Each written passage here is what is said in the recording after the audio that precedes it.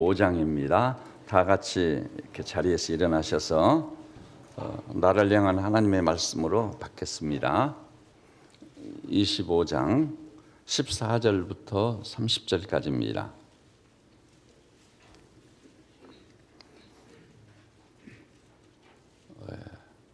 말씀을 열어놓으시고 보시겠습니다. 또 어떤 사람이 타국에 갈 때 그 종들을 불러 자기 소유를 맡긴가 같으니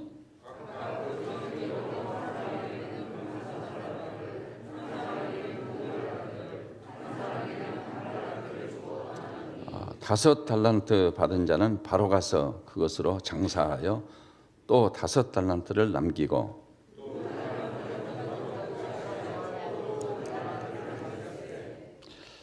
한 달란트 받은 자는 가서 땅을 파고 그 주인의 돈을 감추어 두었더니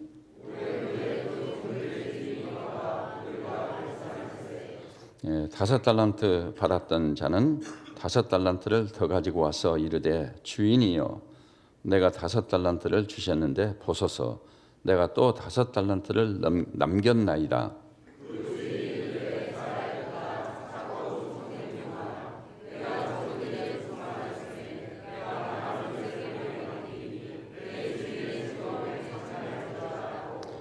두 달란트 받았던 자도 와서 이르되 주인이여 내게 두 달란트를 주셨는데 보소서 내가 또 두 달란트를 남겼나이다.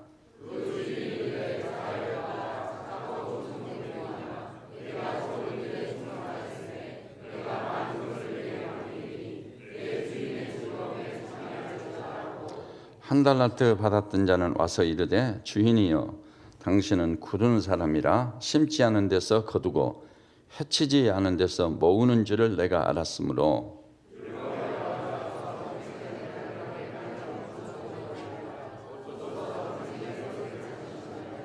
그 주인이 대답하여 이르되 악하고 게으른 종아 나는 심지 않은 데서 거두고 해치지 않은 데서 모으는 줄로 네가 알았느냐.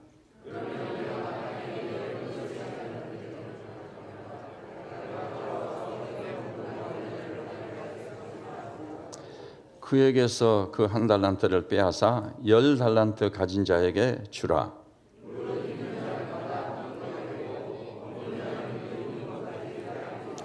같이 보십시다. 이 무익한 종을 바깥 어두운 데로 내쫓으라. 거기서 슬피 울며 이를 갈리라 하니라. 아멘. 네, 책상해 주십시오. 이제 이 말씀을 중심으로 해서 착하고 충성된 종이 됩시다. 이런 제목으로 같이 은혜를 받고자 합니다.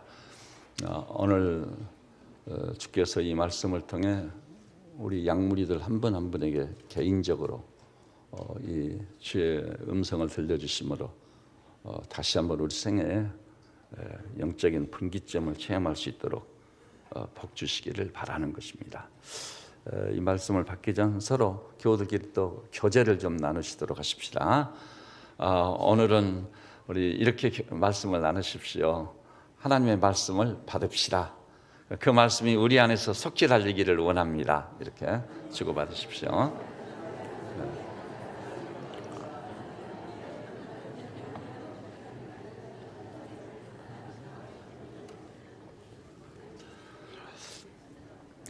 네, 오늘 같이 본 이 본문 흔히 달란트 비유라고 하죠. 이 비유 중에서는 이 달란트 비유가 불신 이웃들에게 많이 회자되고 있는 비유 중에 하나입니다.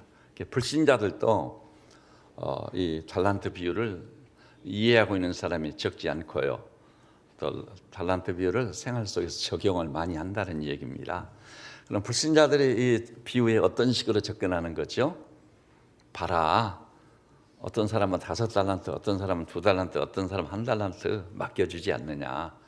우리 인간이란 존재는 태어날 때 하나님이라는 분이 틀림없이 그분들 불신자인데도 불구하고 신이 있다면 그 신이 각 개인에게 필요를 따라 재능을 주시고 달란트를 주시는 거다. 그래서 그 달란트를 빨리 발견해서 집중적으로 개발을 하고 그것을 늘 확대 재생산하게 해가지고 하면은 틀림없이 자기 분야에서 쓰임을 받게 되고 큰 성공을 거둘 수 있는 거다. 낙심하지 말아라. 출생할 때 너에게 주어진 재능이 뭔지 달란트가 뭔지 빨리 발견해서 그것을 개발해서 북돋아 주도록 해라. 그러면 승리할 것이다. 이 인생의 성공이 보장될 수 있다. 이런 차원에서 접근해서 이해를 하는 것입니다. 그러나 이 말씀은요, 신성을 가진 우리 주님이 하나님이신데 인간의 몸을 입고 우리를 찾아오셔서 우리를 대상으로 이 말씀을 베풀어 주신 것이기에 하나님의 말씀이다. 그분이 자기 백성, 자기 양을 위해서 예비하셨다. 이랬을 경우 이 말씀을 접근하는 방식이 완전히 달라져야 되는 것입니다. 불신자의 마인드와 신자의 마인드는 다를 수밖에 없는 거예요. 그러면은 이 말씀을 통해 주님이 주시고자 하는 이 메시지는 뭘까요? 사실 대부분 이 본문을 가지고 설교할 때 달란트 비유라고 제목을 겁니다. 그것도 사실이 맞고요. 달란트 비유. 저도 이 본문을 가지고 설교를 하면서 달란트 비유라고 제목을 걸어야 되지 않을까? 그것이 일반화되고 보편화되어 있는 거니까. 그런데 주님께서 이 본문을 새롭게 보게 하시더라고요. 5달란트, 2달란트, 1달란트 받은 사람들이 어떻게 했느냐, 사람이 어떻게 했느냐, 말을 어떻게 했느냐가 중요한 게 아니라 주님이 어떻게 평가했을까? 주님의 평가만이 완전합니다. 주님만이 옳으십니다. 그래서 사람이 어떻게 했느냐보다는 주님이 어떻게 말씀하셨느냐, 이것을 중심으로 주제를 설정하는 게 옳겠다. 그러고 보니까 주님이요, 5달란트, 2달란트 맡은 사람을 대상으로 뭐라고 하셨죠? 착하고 충성된 종아. 바로 이거구나. 그래서 오늘 이 비유의 주제를 설교하면서 저는 착하고 충성된 종이 됩시다. 이런 주제를 걸게 된 것입니다. 저는 이 설교를 이제 본격적으로 할 텐데요. 여기 회집안 우리 세빛전원 양무리들께서 한 분도 빠짐없이 한 분 한 분이 주님의 평가대로 제가 말씀드렸죠.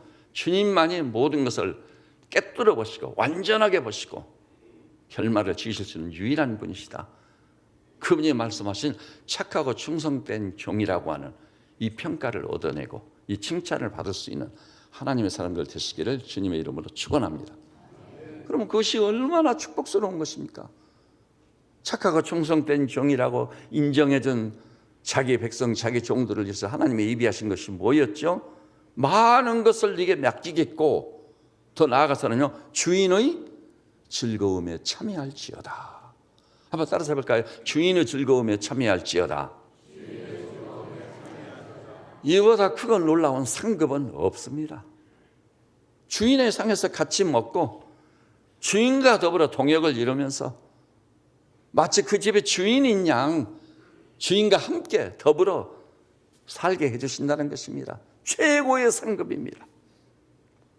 저는 제가 목양하고 목회하는 이 세빛전원교회 소속한 우리 양무리들께서 그야말로 한 번도 제외됨이 없이 지금 이 시간부터 착하고 충성된 반열에 드시기를 바라고, 그렇게 해서 나를 통해서 우리 하나님께서 큰 영광을 받으시고 우리 기쁨이 충만하고 영원한 미래까지 보장된 하나님의 종들이 되실 수 있기를 우리 주님의 이름으로 축원합니다.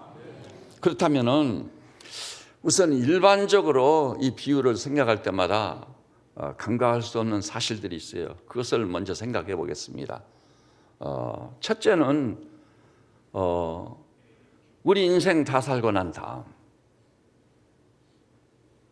때가 되면 하나님께서 주인으로 오셔서 결산을 보신다는 것을 말씀하고, 결산, 계산할 때가 온다. 이것은 한평생 이 땅을 살아갈 우리 인생들에게 가장 중요한 관건입니다. 내 인생을 결산을 볼 날이 온다. 나의 신앙생활을 놓고 계산할 날이 온다. 로마서 14장 보니까 각인의 혀가 하나님께 직고하리라. 이 직고한다는 말이 무슨 뜻이라고 그러죠? 계산한다는 뜻이에요. 셈한다는 뜻입니다. 그것도 이 결산을 볼 때, 우리를 대상으로 결산을 볼 때 주인 되신 분이 누구세요? 하나님이신 분입니다. 그분은 신성을 가진 분이세요. 구약에 보니까 심사를 통촉하고 폐부를 시험하여 각각 그 행위대로 보응하나니. 그래, 주님도 말씀했습니다. 골방에서 말한 것이 지붕에서 전파되리라. 숨길 수 없습니다. 내가 무엇을 생각했는지, 내가 삶 속에서 어떻게 살았는지. 사람의 눈은 속일 수 있어요. 덮고 지나갈 수 있어요. 그러나 우리 하나님은 결코 속일 수 없습니다. 우리 마음의 깊은 생각, 심사까지 통촉하시는 분이고 폐부까지 시험하시는 분이니 주님 앞에는 우리가 벌거숭이처럼 드러나는 거예요. 그리고 우리의 생각과 입의 말과 삶이 주님께 벌거숭이처럼 드러났을 때 그것을 객관적으로 가장 정확하게 평가하고 거기에 상응하는 상을 주시고 벌을 내릴 수 있는 유일한 분은 하나님이세요. 여러분, 세상에도 법정이 있는 건 알아요. 그렇지만 법정에서 이루어지는 재판들이요, 하나님께서 보실 때는 어떻게 보시겠죠? 하늘에 있는 자가 웃으심이요. 우선 사실을 제대로 밝힐 수 없다는 것은 확실합니다. 사실이 왜곡돼요. 여러분, 검사가 있습니다. 변호사가 있습니다. 마침내 판결을 내리는 판사가 있습니다. 그럼에도 불구하고 그 법정에서 내려지는 사실 심리나 범죄를 사실이냐 아닌지 규명해서 심리해가지고 마침내 평가를 내리는데 이것은 어느 정도는 다 왜곡되어 있다. 이건 틀림없는 사실입니다. 그러기에 법정에서 억울한 일을 당한 사람들이 너무나도 많은 거예요. 부지기수예요. 근데 우리 하나님은 심사를 통촉하고 폐부를 시험하여 각각 그 행위대로 보응하시는데 누가 죄를 범했을 경우 그 죄에 대한 최적의 대가가 뭔지도 알고 계시는 유일한 분이 하나님이시라는 걸 아시기를 우리 주님의 이름으로 축원합니다. 이 우주 만물을 창조하신 하나님의 솜씨를 보십시오. 이 지구촌의 이 생명체를 이 박테리아로 시작해서 최고의 이 걸작인 모태에서 그 생명을 조직하신 인간 생명의 신비를 생각해 보십시오. 신묘막지가다는 말밖에는 예배나 찬양을 돌릴 수밖에 없는 겁니다. 다르게는 설명할 길이 없어요. 근데 그분이 우리 심사를 통촉하고 폐부를 시험하여 각각 그 행위대로 보응하시니 완전한 겁니다. 그래서 사람이 나를 어떻게 보든 주님이 나를 어떻게 보느냐가 궁극적으로 중요한 겁니다.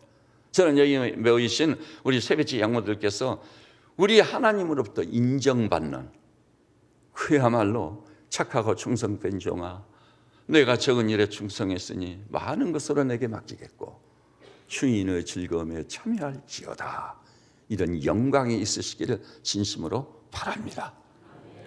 그렇다면은 이 마지막 결산할 날이 온다는 것, 계산할 날이 온다는 것이 무엇을 의미하겠죠? 사실 여기 서 있는 여러분의 목사인 제가 그랬었습니다. 저도 한 인간에 불과합니다. 별의별 생각을 다 했어요. 자살로 끝장내자 한 것도 한두 번이 아닙니다. 진짜 이 자살로 생명을 마감하려고 생각한 적이 한두 번이 아니었어요.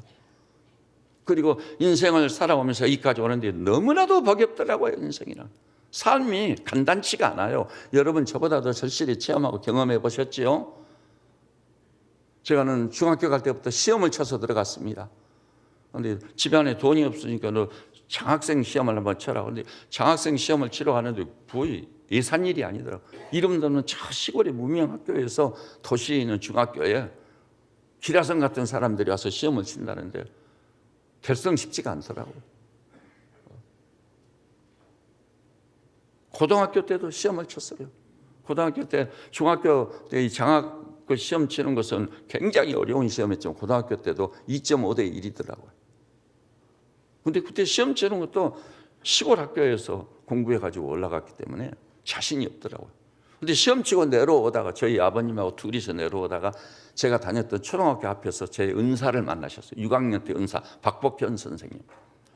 그 선생님이 진짜 존경받을 만한 스승이시거든. 근데 그분이 저보고 너무나 반가워하면서 야, 시험을 어떻게 쳤느냐. 근데 그 질문에 대해서 제가 속 시원한 답을 드릴 수가 없는 거예요. 그래서 답을 못 주고 이렇게 침묵을 지키고 있었더니 계속 근데 그분이 술을 좀 한잔 하셨더라고요. 그래서 제자한테 만나가지고 반가워서 막 묻는데 제가 대답을 계속 안 하니까 화가 나셨는가 봐요. 그래서 우리 아버지가 계신데 뺨을 탁 때려버리더라고요. 선생님, 제가 잘못해서 속으로만 그랬지 뺨 하나 맞고도 뭐 답할 말이 없어요. 그러니 얼마나 시골 출신 초등학교 졸업생이 참담하겠어요. 그리고 제가 타고난 성격도 내성적이어가지고 대답도 잘 못하는 거예요. 그래가지고 인생의 역정을 지나고 제가 이제 대학을 갔어요. 대학을 갔는데 저희 숙부님이 전라도 강주 경찰서 앞에서 대서 사무실을 열어서 대서를 보셨거든요. 그런데 우리 그 숙부님께서 저보고 그러는 거예요. 야, 학교 가면 빨리 와가지고 이 사무실에 좀 근무 좀 해라. 그래가지고 학교가 강의가 끝나기가 바쁘게 친구들하고 어울리고, 대학교 가면은 뭐 프레시맨이라고 1학년 때는 막 어울려서 놀러도 가고 야단이잖아요. 근데 저는 끝나자마자 와가지고 대서실 사무실에 저희 숙부님은 가운데 딱 앉고 저는 옆에 앉아가지고, 왜 옆에 앉으냐, 제가 그 사무실에 근무해 보니까 알겠더라고요. 정면을 보고 이쪽 도로가 있거든요. 거기서 오는 분들은 저희 숙부님의 눈동자를 딱 마주치고 사무실에 들어가면 되는 거예요. 저보고는 뭐라고 하냐면 이쪽에서 오는 사람하고 눈을 마주치라는 거예요. 근데 그게 진짜 힘들더라고요. 물론 이 코너에 있었거든요. 사무실에 코너에 있어가지고 손님이 제일 많았어요. 근데 그 당시에는 대서 보는 사람들이 떼돈을 버는 거예요. 뭐 글쩍글쩍 종이 2장 써주고 그 당시에 막 15만 원씩 받고, 뭐 예를 들어 고소장 정도 쓰면 몇십만 원 받는 거예요.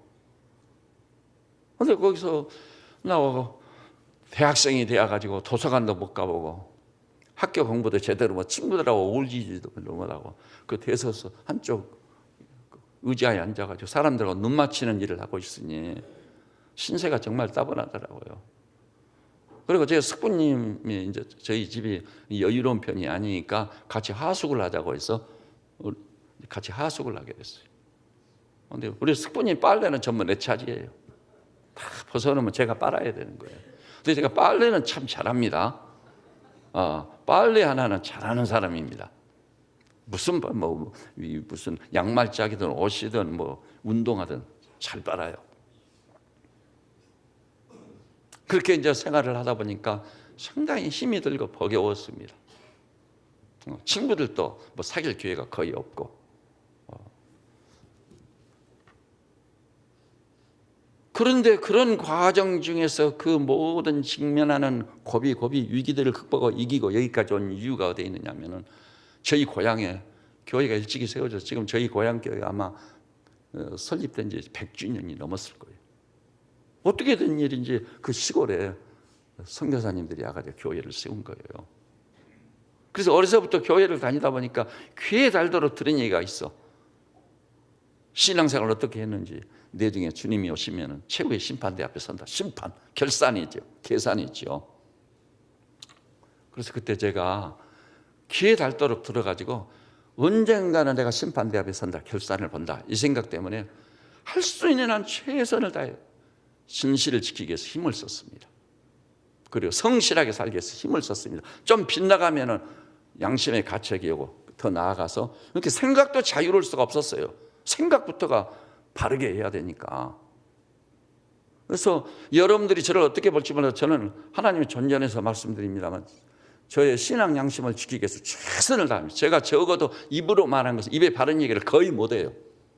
내 마음의 생각을 솔직하게 표현하는 거지. 근데 제가 학교 공부를 할 때 마침내 이제 사명이 있어가지고 신학을 와가지고도요, 너무나 놀라운 것은 제가 제일 어려서 맨 먼저 배웠던 찬송 중에 하나가 주는 나의 목자시니, 그 있죠. 굉장히 장수철 선생인가요? 그분이 지은 찬송으로 굉장히 오래된 역사를 가지고 있어요. 주일학교 다니면 그거 열심히 부르거든요. 그래서 저는 첫 신방 때도 그 찬송을 부를 때도 많아요. 왜냐하면 우리 양무리들을 우리 목자장 되신 주님이 인도해 주시기를 바라기 때문에. 그리고 그 목자라는 그 이미지가 가지고 있는 그 편안함, 그리고 목자라는 이미지가 내게 주는 그 어떤 종류의 확신, 주님이 인도해 주실 거다, 주님이 나를 양으로 보시니까 나를 지켜주실 거다, 암암리에 그런 믿음을 가지고 있는 거예요. 그래서 주는 나를 기르시는 목자여 나는 주님의 귀한 어린 양. 그 찬송을 많이 불렀어요. 그러니까 제 머릿속에는요, 신앙생활 중에 지금이 아니라도 그 전부터 주님의 인도를 받는다는 그런 믿음의 기초가 자리 잡고 있었던 것이죠. 그러니까 인도를 받다 보니까 제 의식 속에는 주님이 늘 살아계신 거예요. 그래서 주님, 제가 어떻게 해야 됩니까? 이 일을 어떻게 해야 됩니까? 이리 갈까요? 저리 갈까요? 이 일을 어떻게 처리해야 됩니까? 주님께 여쭤보는 일이 아주 빈번한 거예요. 그래서 제가 신학을 할 때도 부르심이 어떤 게 느껴지는 게 있어가지고 주님 정말 저를 신학계로 인도하십니까? 그래서 이 공주 CCC 제가 쓰고 있는 책상에서 주님과 마주되었습니다. 제가 정말 주님이 저를 신학계로 부르신 겁니까? 소명이 없이는 여러분 신학한다는 게 쉬운 일이 아니에요. 여러분 목사란 성직을 받아 성직을 수행한다는 게 정말 어려운 일입니다. 여러분 목사란 성직에 대해서 이해를 잘 못하시고 계세요. 제가 오늘 아침에 들었어요. 우리나라의 한 유명한 목사님이 다른 목사님 얘기를 해주더라고요. 코스타 있잖아요. 우리 유학생들 모임 집회. 얼마 전에 호주하고 뉴질랜드 가서 그 지역의 유학생들 코스타를 인도하고 오셨더라고요. 아는데 그 말씀만 전하는 게 아니라 여러 강사들이 가거든요. 그래서 말씀 전하고 남은 시간에는 뭘 하는 거죠? 상담을 해줘요. 근데 한 젊은이가 유학생이 상담을 했는데 알고 보니까 목사님 아들이 돼요. 오늘 아침에 바로 제가 들은 거예요. 그런데 그 유학생이 목사님, 우리 아버지가 목사입니다. 그런데 우리 아버지가 너 목사가 되어야 된다. 하나님이 살아계신 너 목사가 되어야 된다 하는데 자기는 아니라는 거예요. 자기 아버지가 목회하고 교인들하고의 갈등 고전이나 이것저것 보면서 교회에서 일어난 싸움들을 보면서 자기는 절대 목사는 안 한다. 그래서 대답을 지금까지 안 하고 여기까지 왔다는 거예요. 그런데 아버지가 말하는 것이고 또 하나님이 살아계시다는 어떤 인식이 좀 생기다 보니까 너무 힘들다는 거예요. 이 아버지의 부름에 대해서 하나님의 부름도 아니고 어떻게 하면 좋으냐고. 그래서 목사님이 잠시 기도하고 그렇게 물었대요. 주님과 인격적 관계를 맺었습니까? 그 목사님 아들인데도 인격적 관계가 없는 거예요. 그러면 지금 결정 내리지 마십시오. 반드시 주님과 인격적 관계를 먼저 맺으십시오. 그런 다음 주님께 여쭤보십시오. 그리고 나서 결정하십시오. 근데요, 이 얘기를 전해준 그 목사님 자신이 또 자기 얘기를 하더라고요. 그 목사님도 목사님 아들이었거든요. 건축을 앞두고 교회에서 교인들이 막 다투고 싸우는 걸 보고 너무나 상처를 깊게 받아가지고 나는 절대 목사는 되지 않아. 왜냐하면 아버지가 또 너도 목사가 돼야 된다. 점을 찍어놨기 때문에. 그래서 성직의 길을 완전히 박차버렸습니다. 가정도 박차고 나왔어요. 제가 또 언젠가 말씀드린 인천 방주교회 박보영 목사님, 유명한 분이 갑자기 스타가 돼요. 국제적 스타입니다. 그분이. 의사인데 하루아침 의사 다 버리고 재산 몽땅 팔아가지고 20만 원 남기고 전부 논아져 버렸어요. 그리고 아들 하나 데리고 나와가지고 그러니까 사모님은 도망가 버렸어요. 도대체 어떻게 된 거냐 도망가 버렸어요. 그리고 아들 하나 데리고 와서 안성에 가서 다리 밑에 살고 있는 아이들 모아가지고 그 아이들 데리고 살기 시작한 거예요. 지금도 23명의 아이들을 거느리고 아들, 딸 삼아서 기르면서 살고 있어요. 그러니 이런 시대에 목사라도 그런 사람이 있어요? 없어요? 없습니다. 어디를 가든 박보영 목사님이 얘기했다면 다 존중이 여기는 거예요. 고개를 숙이게 돼요. 그 대신 그 교회 섬기는 분들은 장난이 아니에요. 죽을 맛인 거예요. 목사님이 그렇게 사니 교인들을 어떻게 가르치겠어요? 잘못하면 교인들도 있는 거 다 팔아가지고 다 논아주고 나처럼 나를 따라오라 이렇게 할 참이에요. 그 목사님 실제로. 여러분 기회가 된다면 인천에 있는 마가의 다락방을 한번 가보세요. 1대, 2대, 3대째 목사님이에요. 마가의 다락방 원장이에요. 근데 그분은요, 할아버지도 아버지도 너는 목사다. 그런데도 불구하고 교회에 목회하는 걸 보고 아버지 어머니 사는 걸 보고 너무 기가 막혀가지고 목사는 굿바이다 하고 안 가버렸잖아요. 그리고 의과대학 가가지고 의사가 돼버린 거예요. 근데 나중에 죽을 병이 든 거예요. 의사인데 죽을 병이 들었어. 그래서 마가의 다락방 경사진 도로를 이렇게 올라가는 거예요. 올라가면 하나님 계시다면 나 좀 살려주십시오. 그럼 내가 할아버지 아버지 말씀대로 내가 목사가 되겠습니다. 근데 기적이 일어나서 그날 저녁에 기적이 일어났습니다. 그래가지고 죽지 않고 살아가지고 진짜 모든 것을 다 정리해버리고 목사의 길을 간 겁니다. 대체로요, 목사님 자녀들이 목사님 목회 생활을 하는 것을 보고 목사할 생각을 가진 사람 거의 없습니다. 거의 없어. 우리 집 애들도요, 아빠 다른 교회 좀 다니면 안 되냐고. 너무 상처가 크니까. 교인들은 몰라요. 그리고 목사가 전화를 받고 상담하고 설교하고 교회 목양과 목회를 해나가면서 직면하는 여러 문제들 다 숨겨진 거예요. 모른다고요. 그래서 오직하면 어떤 사람이 그것을 사모의 심장, 그런 책은요, 직장을 따라서 사모의 심장이란 그런 식의 책은 목사 사모예밖에 없는 얘기요. 그 다음에는요, 또 목사의 심장이라는 책이 나왔어요. 그래서 전문의들 얘기 들어보면요, 목사 가족들이 제일 많이 걸리는 위장병, 간질환, 제일 많이. 그 목사님 하니까 막 존경받고 막 그러는 것 같지만, 아니, 별의별 사람이 다 있는 거예요. 그리고 툭툭 그냥 입이 열리면 함부로 말하고. 근데 목사는 또 성직을 수행하고 하나님 말씀을 기준으로 나가는 사람이니까 웬만한 것을 수용을 한다고 하는지만 수용이 안 되는 부분이 있는 거예요. 수용이 안 되는 부분이 있어요. 그러면 성경대로 바른 기준을 제시하기 위해서 말을 하게 된다고요. 목사가 그 말 안 하면 되는, 듣든지 아니든지 너는 내 말로 고하라. 에스겔 선지자가 그렇게 말씀하지 않았습니까? 그래서 듣든지 아니든지 그것은 그 사람 자유고, 이 말씀 사역자는 그것을 깨우치고 가르치는 거예요. 그리고 한마디 덧붙이자면요, 양무리들을 실제로 치고 전도해보고 양무리들을 돌보고 말씀 준비를 하고 목회 상담을 해보고 목회적인 사역을 해보지 않은 사람은 목사님이라도 그걸 전혀 몰라요. 전혀 몰라. 제가 원래는 학생운동 있지 않아요. 학생운동할 때는 학생들부터 존경받고 너무 좋았어요. 근데 목회를 시작하다 보니까 이게 장난이 아니더라고요. 그리고 모든 사역의 이 현장에서 제가 귀감이 되고 이 모범이 돼야 된다는 생각이 항상 있는 거예요. 여러분 기도할 때도 그러지 않아요. 그러니까 그것이 보통 일이 아니에요. 그리고 어디를 가든지 목사라는 안수를 딱 받아보고, 그러니까 목사 안수 받기 전날에는 잠을 못 이룬다는 거죠. 한 번 목사라는 성직을 받아버리면 반납할 수도 없고 평생 목사로 살아야 되고, 그 가족들은 목사 아들 딸로 살아야만 되는 거예요. 이게 예산일이 아니에요. 말 한마디도 함부로 못하고 행동거지도 함부로 못하고, 진짜 어려운 이 성직의 길이 참 어렵습니다. 그러니까 제가 이 사명을 받고 이 성직을 수행하기 위해서 내가 신학교를 가야 되느냐 마야 되느냐, 기본적인 생각은 아니다예요. 저도 목사님 옆에 살면서 목사님들 생활을 다 들여다봤거든요. 들여다봤어요. 그러니까 주변에서 목사님들 욕하는 사람들이 좀 많아요. 근데 대부분의 경우는요, 말하는 그 사람이 잘못된 거예요. 근데 너무 함부로 말들을 하는 거예요. 그래서 제 책상에서 주님과 1대1로 씨름을 했습니다. 주님, 제가 어떻게 해야 됩니까? 뭐가 맞습니까? 그랬더니 주님께서요, 신앙을 가서 목사가 되는 게 내 뜻이다.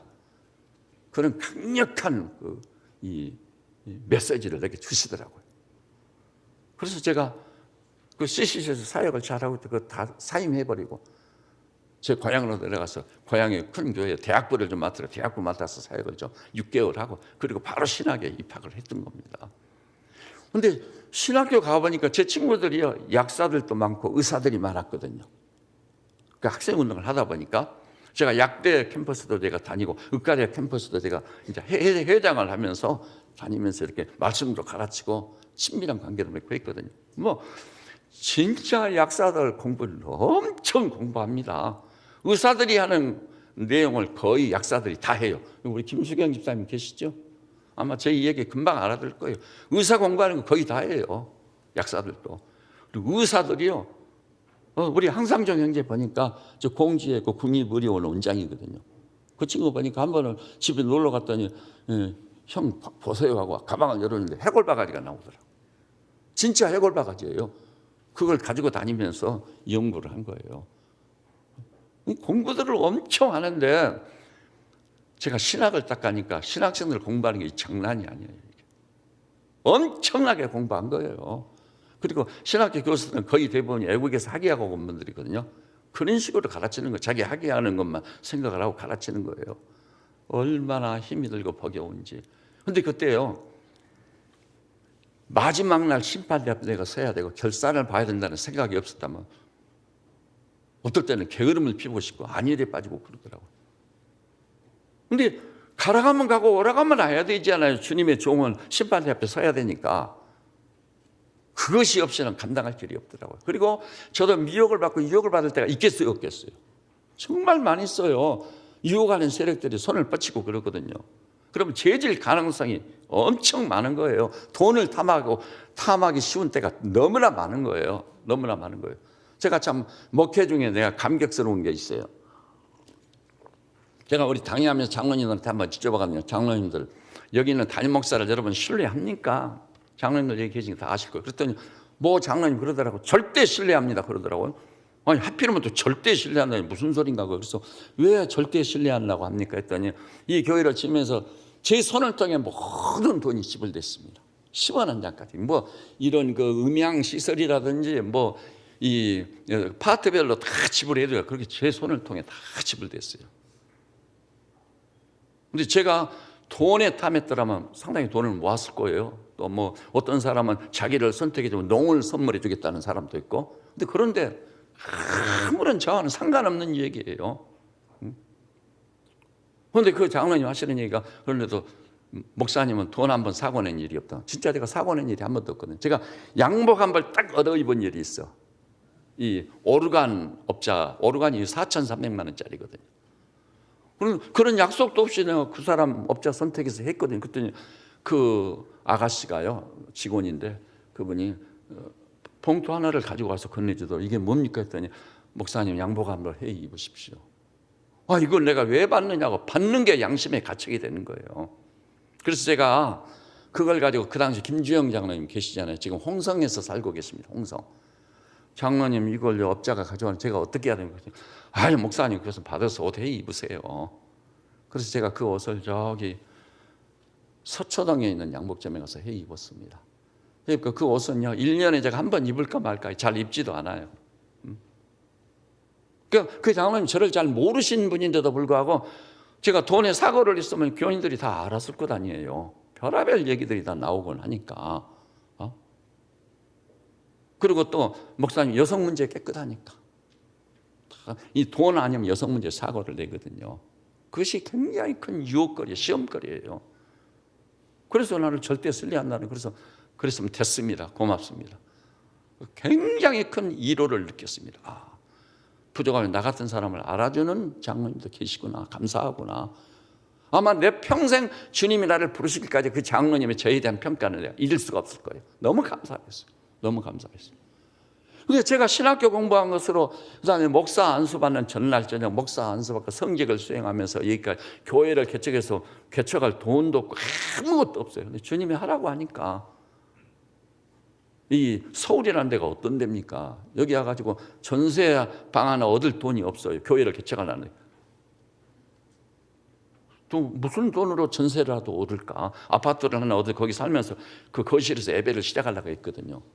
그런데 하나님의 뜻이다 보니까 하나님이 탁 채워주시더라고요. 어떤 사람 160만 원, 그때 큰 돈입니다. 어떤 분은 100만 원. 그래서 750만 원이 모아져서 대치동 쪽에 있는 그 진달래 아파트 105동 106호 그것을 전세로 얻어가지고, 기억력이 없는 사람은 그것까지 잊지 않고 있지 않아요.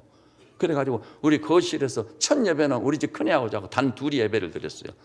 목사가요, 큰애하고 우리 집사람하고 둘째 놈은요 국가고시가 있어서 감독하러 가버렸고, 그 제자들 데리고 가버렸고, 주일날 시험을 치더라고요, 보조 간호사들. 그래가지고 여기서 제가 지나간 얘기를 하자면 책을 몇 권을 써도 다 못 쓰는 거죠. 스토리가 너무나도 많아요. 그래가지고 제가 개척을 하는데 어떤 친구 목사님, 처형인가 되는 분이 소개를 해서 신방을 딱 갔더니 개척교회 목사님 교인 한 사람은 눈물이 3바가지라고 그러더라고요. 아, 눈물이 3바가지. 그래서 개척교회를 해서 교회를 세운다는 게 얼마나 어렵다는 거예요. 그런데 그 난관을 뚫고 갔던 결정적인 이유가 뭐겠죠? 계산할 날이 온다는 거. 그걸 생각하니까 인생을 대낮게는 살지 못했고 그 다음에 목회를 대낮게 할 수가 없었어요. 저는 여러분이 짐작이 좀 되시죠? 저는 굉장히 게으른 사람입니다. 저희 외가댁에 계신 분들이 양반 유세를 하면서 굉장히 게으른 분들이셨어요. 사람들은 버젓이 살 만큼 좋은 분들인데 굉장히 게으른 분들. 저도 외가를 닮았는지 아주 게을렀습니다. 그 게으름을 확실하게 극복할 수 있었던 이유가 장차 마지막 심판대 앞에 서서 결산을 봐야 될 날이 온다는 거. 히브리 9장 7절 한번 따라서 해볼까요? 한 번 죽는 것은 정해진 것이오니와 그 후에는 심판이 있으리라. 항상 이 계산한다는 생각을 가지고 그 의식을 가지고 지금까지 살아온 겁니다. 그것 때문에 저의 게으름을 극복할 수 있었습니다. 신학교 다닐 때도 늘 말씀드렸죠. 새벽 2시에 눈을 떠가지고 주님 어떻게 해야 되는 거예요? 일어나라고. 예, 알겠습니다. 일어나는. 그러니까 게으름이 극복이 되는 거예요. 그래서 뭐 마음 놓고 어디 가서 놀고 자시고 이래본 일이 거의 없어요. 제가 지금까지 제 생애에 노래방이요. 어느 목사님들하고 저 어디죠? 저 어디 그 온천인가 어디 목사님들이 가자고 해서 이제 우리 노예에서 갔습니다. 가가지고 뭐 시간이 남고 여유가 있다 보니까 노래방 한번 가자고 그러더라고요. 그래서 목사님 따라서 노래방을 난생 처음 가봤어요. 난생 처음 가봤어요. 그리고 저 설악산인가 어디 가가지고 노래방 한번 가보고 그러고는 노래방을 우리 뭐 집사님 자녀분들이 건강한 노래방입니다. 분당 사신다고 해서 제가 이제 신방간이라 그 노래방 3번째 가보고 노래방에 얼굴을 내민 적이 한 번도 없어요. 그 정도로 내 나름대로 하나님이 존재해서 해야 된다는 것 때문에 최선을 다해 왔습니다.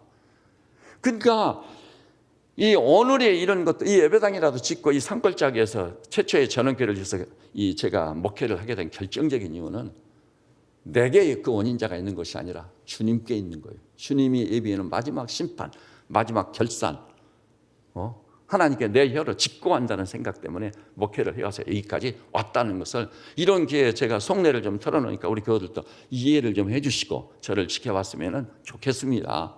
그리고요, 정말 위기가 그렇게 많고 어려운 난제가 그렇게 많지만 마지막 결산을 본다는 거. 오늘 여기 나오신 세비치 양머리들, 여러분이 나이가 얼마가 됐든 어떤 문제에 직면해 있든 여러분이요 마지막 종말론적 심판대 앞에 선다는 이 믿음을 확실히 가진다면 여러분의 일생은 걸작으로서 회복될 줄로 믿으시기를 바랍니다. 하나님 존재에서 결산을 볼 사람이 아무렇게나 살 수 있어요? 그럴 수가 없는 거예요. 그 다음에요, 오늘 2번째를 보셔요. 또 이 본문이 주고 있는 보편적인 메시지는 뭐냐면은 틀림없이 하나님이 태어날 때 주신 재능이 다 있다. 재능이 다 있다는 겁니다. 탤런트를 받지 못하고 태어난 사람 아무도 없습니다. 어떤 사람은 그림을 잘 그리고 어떤 사람은 영어는 ABC도 모르는데 음악을 잘하는 사람, 딱 들으면 곡을 만드는 사람들 있지 않아요? 나름대로 즐기면서 기뻐하면서 살 수 있는 재능이 다 주어졌어요. 그래서 그 재능을 빨리 발견해서 집중적으로 그 재능을 개발해서 발전만 시켜주면 다 성공할 수 있어요. 그래서 이 달란트 비유를 불신자들이 많이 활용하는 것입니다. 그래서 내가 좋아하는 거, 내가 즐기면서 할 수 있는 것을 선택하잖아요. 그러면 그 사람은요 평생 사는 동안 어떻게 살겠죠? 춤추면서 사는 거예요. 노래하면서 사는 거예요. 억지로 하거나 의무가면서 하는 일이 없어요. 저는 우리 세빛처럼 믿음의 식구들이 지금부터라도 늦지 않았습니다. 여러분에게 하나님이 주신 재능은 틀림없이 있습니다. 목사님 나는 아닌데요. 그렇게 말씀하시겠습니까? 제가 연말이 되면 우리 교우들을 모시고요 개포동에 있을 때 홀트타운을 갔거든요. 근데 그 해도요 홀트타운을 가게 됐습니다. 이윤희 집사님이라면 아는 분 있을 거예요. 그분 남편이요 서울 경찰청 청장이었잖아요. 고위직에 있었잖아요. 돈도 있고 권력도 있잖아요. 청담동에 살면서 우수한 가정교사 모시고 와서 공부를 시켰는데 그의 애들이요 성적이 너무 안 나와버린 거예요. 안 나와가지고 묻지도 못하겠더라고. 얼굴이 아주 죽을 상이에요. 그리고 아이들의 화가 엄청난 거예요. 모든 조건을 다 구비해주고 했는데도 성적이 이렇게 안 나왔다 해서 분이 막 치더라고요. 얼굴이 딱 쓰여져 있어요. 그래서 집사님 우리 홀트 가는데 갑시다. 갔어요.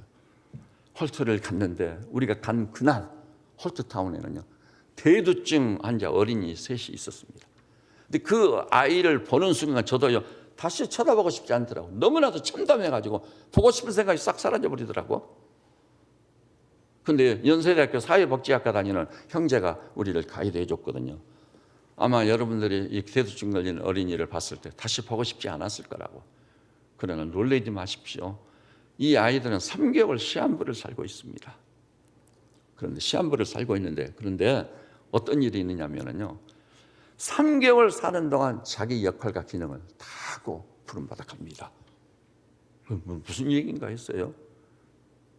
자살 직전에 있는 사람도 와서 대두증 걸린 아이를 보고, 말썽거리게 아들, 딸 둔 부모님도 와서 딱 보고, 보는 순간 딱 바꿔진다는.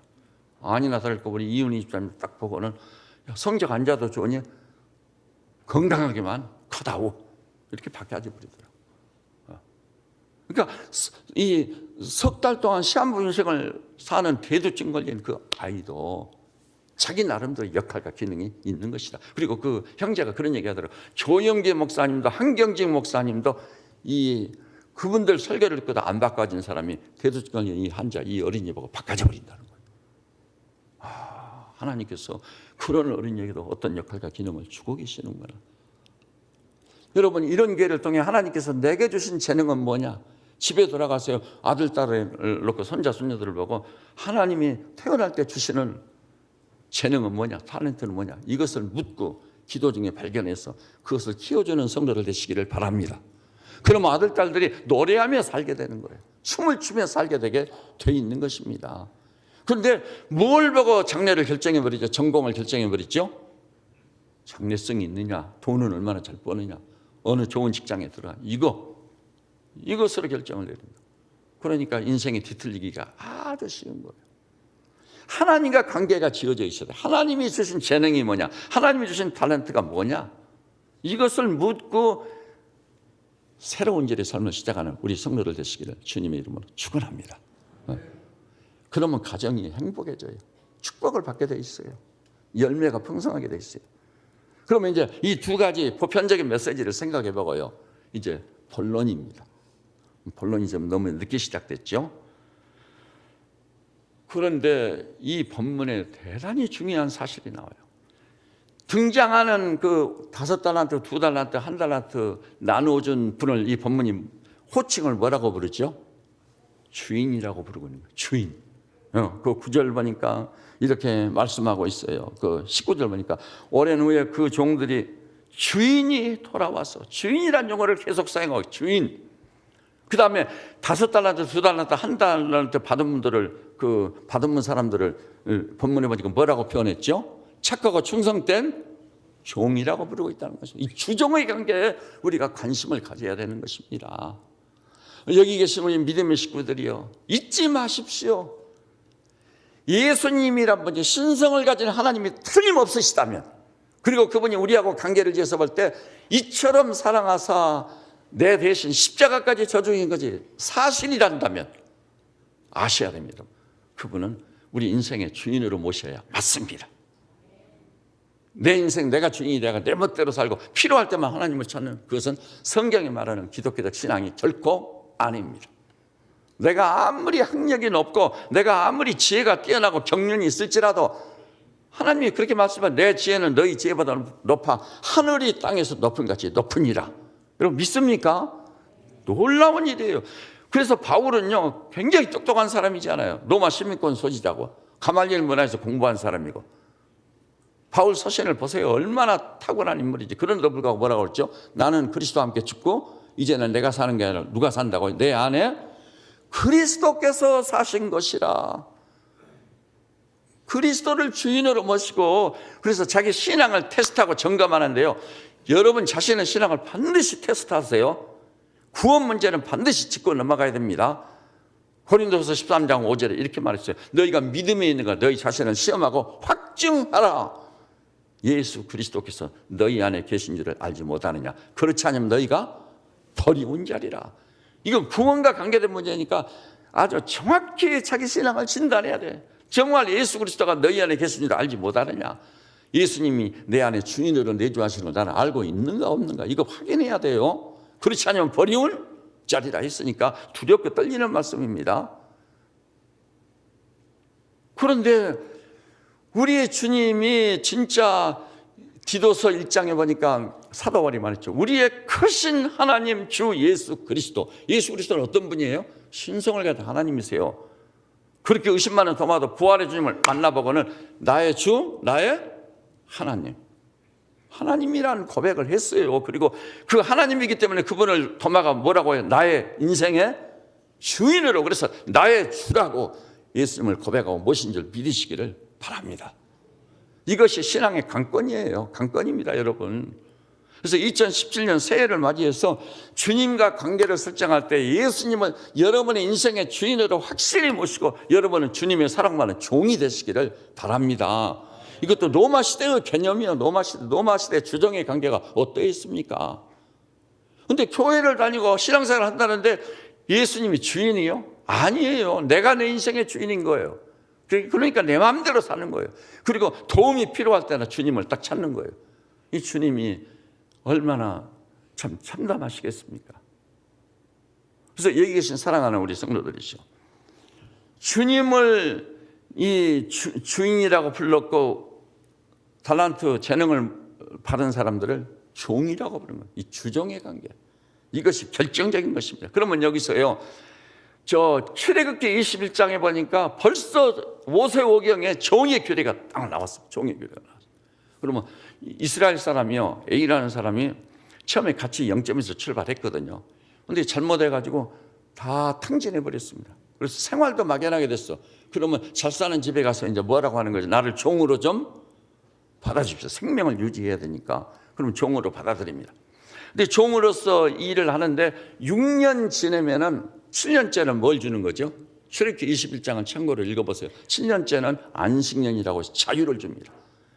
진짜 이 성경이 말하는 하나님의 복지가 이겁니다. 6년 일하고 7년째에 뭘 준다고요? 자유. 너는 자유인이다. 자유인이 되는 거예요. 그런데 이 노예가요, 생각을 보니까 내가 자유를 누리고 또 주인한테 좀 뭐 받아가지고 조금씩 모았다 할지도 그것 가지고 안 될 것 같아. 그리고 내가 경험한 바로는 주인 같은 좋은 사람이 없는 거예요. 내가 혼자 가서 최선을 다해 노력을 한다 할지라도 어떻게 이 주인 집에서 누리는 그 복됨을 누릴 수 있었단 말인가. 그래서 주인한테 찾아가면 주인님, 저는 주인 집을 떠나지 않겠습니다. 영원히 주인 집에 노예로 살겠습니다. 그런다고요. 그때 주인이 너무나 좋으니까 그런 일이 일어나는 겁니다. 그러면 주인이 데리고 법관한테 갑니다. 이 노예가 우리 집에서 영원히 노예로 살겠다고 합니다. 그럼 법관의 인정을 받아가지고 노예를 데리고 옵니다. 데리고 와서 그 집을 대표하고 상징하는 문에다가 귀를 딱 대고 송곳으로 구멍을 빵 뚫어버립니다. 그러면 구멍이 뚫리면서 피가 탁 찍히는 거예요. 그 사람을 이제 새롭게 부르는데 뭐라고 하는지 따라서 해볼까요? 귀뚫린 종. 귀뚫린 종이 돼버린 겁니다. 귀뚫린 종은요, 세 가지 아주 어려운 일을 감당하지 않으면 안 돼. 귀뚫린 종이 뭘 감당해요? 우선 송곳으로 귀를 뚫다 보니까 큰 고통이 따르는 거예요. 여성분들요, 귀걸이 하면서 귀 뚫어본 경험들 있으시면 알 거예요. 그런데 그때는 치료약도 별로 없지 않아요. 그러니까 피 흘리는 그 귀 뚫린 그 귀를 가지고 자연 치유가 될 때까지 고통을 당하며 사는, 이것을 감수해야 귀 뚫린 종이 될 수 있어. 그 다음에 또 한 가지는요, 이게 굉장히 중요한 거예요. 이것은 타인으로부터 사는 날 동안 노예로 간주되며 살아야 돼. 왜냐하면 귀가 뚫려 있으니까 다 볼 때 뭐라고 그래요? 아, 저 사람 귀 뚫린 종이네. 너는 노예구나. 평생 살면서 귀 뚫린 종으로 간주되며 살게 되는 거예요. 이거 얼마나 비참한 일이겠어. 다른 신분도 아니고 노예니. 그 다음에 세 번째는요, 이것도 또한 돌이킬 수 없는 거예요. 더 좋은 직장이 생겼어도 가지를 못해. 왜 가지 못하겠죠? 귀 뚫린 종은 영원히 그 집의 종이니까 갈 수가 없는 거예요. 이 세 가지를 감수해야 귀 뚫린 종이 되는 거예요. 그 대신요, 귀 뚫린 종한테는 또 세 가지로 대단히 중요한 은혜로움과 축복스러움이 보장되어 있었어요. 첫째는요, 노예 상인들로부터 보호를 받는 거예요. 귀가 뚫린 사람은 누구 집에 영원한 종이니까 그 사람은 사람을 이렇게 붙잡아다가 팔아먹을 수도 없어. 그리고 노예를 사는 사람도 그 사람 안 사요. 귀 뚫린 종, 누군가의 집에 노예니까 말짱한 일이다. 안 사는 거예요. 여러분, 세 번째, 첫 번째였죠. 그 다음에 두 번째는 뭐냐면은 깃들린 종이 되면은 그 순간 주인이요, 천국의 열쇠를 맡기는 거예요. 너는 내가 좋아서, 나를 그렇게 존중해요, 존경해서 내 집에서 영원히 노예로 살겠다고 하는구나. 그래. 그런 깃들린 종은 주인이 100% 완전히 신뢰하는 거예요. 그래서 열쇠를 딱 맡기는 거예요. 옛날에 우리가 시집가고 그러면은 집에서도 어땠죠? 며느리가 너무 잘하면은 쫙 지켜보고 있다가 때가 되면은 그 시어머니가 어때요? 딱 불러가지고 광 열쇠를 딱, 이건 이제 네가 맡으라고 맡겨주는 거예요. 신뢰가 없으면 안 맡겨줘요. 그 주인집이요, 그 대갓집 국간 열쇠를 깃들린 종한테 딱 맡기는 거예요. 그 다음에 세 번째, 주인이요, 깃들린 종에 대해서는 자기 아들과 똑같이 여겨가지고 상속자가 되는 거예요. 자기 재산의 상당한 부분을 상속으로 물려주는 거예요. 그러니까 이 많은 문제가 있음에도 불구하고 우선 주인이 너무 좋으니까, 내가 저런 주인이란다면 내가 깃들린 종이 되어야 되겠다 해서 차원에서 영원한 종이 되는 거예요. 이것을 뭘 보고, 이 출애굽기, 신명기 21장이 무엇을 전제로 해서 이런 노예 제도를 보여줬겠죠? 주님과 우리와의 관계입니다. 예수님이 누구신가를 알고 나면은요, 그 예수님이 너무나도 귀한 분. 그분은 근본 하나님의 본체신데 하나님과 동등됨을 취할 것으로 여기지 않고 자기를 비워 종의 형체로 오시고 죽기까지 복종했으니 그 십자가에 죽으십니다. 이런 주님이다 보니까 예수님을 정확히 알아본 사람은 그 주님을 자기 인생의 주인으로 모시게 돼 있는 거예요. 그래서 도마도 그렇게 의심 많았지만 부활의 주님을 만난다면 나의 주님, 나의 하나님, 주로 모시고 산 겁니다. 그러면 보통 교회 다니는 저나 여러분이 어떤 시험이 딱 들어오냐면, 아니 이렇게 경쟁이 치열한 사회 속에서 예수님이란 분을 주인으로 모셔서 주님의 지시대로 살게 된다면 나의 인생이 어떻게 될 건가? 이 치열한 경쟁 사회 속에서 거짓말도 안 해야 되고 심지어는 하얀 거짓말도 안 할 정도 돼야 되거든요.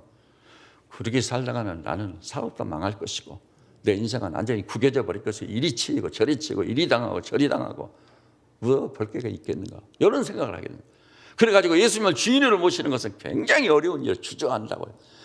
십자가나 부활을 믿어서 내가 구원받아서 구세주라고 부르는 건 너무 간단해, 너무 좋은 일이야, 신이 나는 일. 십자가나 부활 믿어드렸는데 그것 때문에 천국행 티켓까지 얻어버리고 또 내가 필요할 때 기도하면 응답을 준다니, 이렇게 신나는 일이 어디 있어요. 근데 성경을 보니 구세주란 용어는 24번밖에 사용 안 됐어요. 그 다음에 구세주란 용어가 구원과 관계된 데서 사용된 일은 한 번도 없다는 사실에 놀라움을 금하기입니다. 그러면 주, 소위 로드라는 주라는 용어는 몇 번 사용됐다고 제가 늘 말씀드렸죠? 433회, 구약까지 하면 1만 번 이상. 너무 놀라운 거예요. 그러니까 성경의 의도는 뭐냐면 예수님을 우리의 인생의 주인으로 삼으라는 거예요. 주인으로. 그래서 그분의 지시를 받아 생각하고 말하고 살라는 것이죠. 그러면 과연 예수님을 주로 모시면 내 인생이 망가질 것 같습니까? 실패로 끝날 것 같습니까? 아닙니다. 이 본문을 보십시오. 5달란트, 2달란트 맡아가지고 예수님을 진짜 주인으로 모신 이 사람들은 어떻게 돼버렸죠? 5달란트 맡은 자는 배나 단 10달란트, 2달란트 맡은 자는 2배, 4달란트. 그리고 주인이 뭐라고 하냐면 많은 것으로 내게 맡기리라. 행불행과 성공과 실패를 결정하고 좌우하시는 분은 하나님 한 분이심을 확실히 믿으시기를 주님의 이름으로 축원합니다. 그분을 주인으로 제대로만 모셔버리면은 배나 더한 이익을 남겨요. 그리고 마지막 상급은 주인의 즐거움에 참여할지어다. 아까 이 얘기했죠. 출애굽기 21장에 신명기 21장에 나오는 그 상급들, 광 열쇠를 맡게 돼요. 주인의 상속자가 되는 거예요. 로마서 8장이 말했어요. 우리가 확실히 예수님을 주로 모셔서 그분의 종이 되면은 이렇게 약속했어요. 그리스도 예수와 함께한 하나님의 상속자다. 여러분, 그리스도와 함께한 하나님의 상속자로 사시기를 우리 주님의 이름으로 축원합니다. 제가 설교할 것이 많이 있는데요, 이 부분은 뒤에 내중에 후속으로 또 설교를 하겠습니다. 그래서 2017년 새해를 맞이해서 저는 우리 양무리들에게 도전합니다. 십자가나 부활 나도 믿는데요. 그래서 구원 받았는데요. 예수님이 나의 구세주인데요. 거기 머무르면 아직 아닙니다. 로마서 14장 9절이 정확히 답을 줘버립니다. 한번 따라서 해볼까요? 그리스도께서 죽으시고 살아나신 것은 산 자와 죽은 자의 주가 되려 하십니다.